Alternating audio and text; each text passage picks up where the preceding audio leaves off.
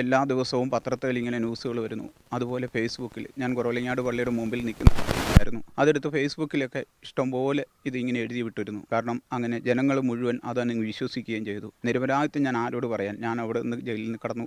ജയിലിൽ 1 മാസത്തോളം ജയിലിലായിരുന്നു. അവിടെ കിടന്ന് കരഞ്ഞു പ്രാർത്ഥിച്ചതിൻ്റെയൊക്കെ ഫലമായിട്ട് 1 മാസത്തിന് ശേഷം എനിക്ക് അവിടുന്ന് കോടതി ജാമ്യം അനുവദിക്കുകയും ഞാൻ വരികയും ചെയ്തു. വന്നപ്പോൾ എൻ്റെ എല്ലാ സാമ്പത്തിക മേഖലകളും തടസ്സന്നുപോയി. പിന്നീട് ഞാനിതിൽ വളരെ വിഷമിച്ച് ബുദ്ധിമുട്ടി. ആരും എന്നോട് സംസാരിക്കുന്നില്ല, മിണ്ടുന്നില്ല.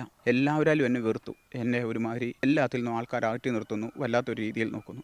ശരിക്കും ഞാനിവിടെ എത്തി ജീവിതം തന്നെ അവസാനിപ്പിക്കണം, ആത്മഹത്യ ചെയ്യണം എന്നുള്ള വാക്കിൽ തന്നെ എത്തിയായിരുന്നു. പിന്നെയും നമ്മൾ ചിന്തിച്ചു, നമ്മളങ്ങനെ ചെയ്തു കഴിഞ്ഞാൽ ജനങ്ങൾ വിചാരിക്കും തെറ്റ് ചെയ്തിട്ട് നമ്മൾ ചെയ്യുന്നതാണെന്ന്. പിന്നെ ഞാൻ എൻ്റെ മാനസിക ഇതുകൊണ്ട് പ്രാർത്ഥന കൊണ്ട് ഞാൻ പിടിച്ചു നിന്നു.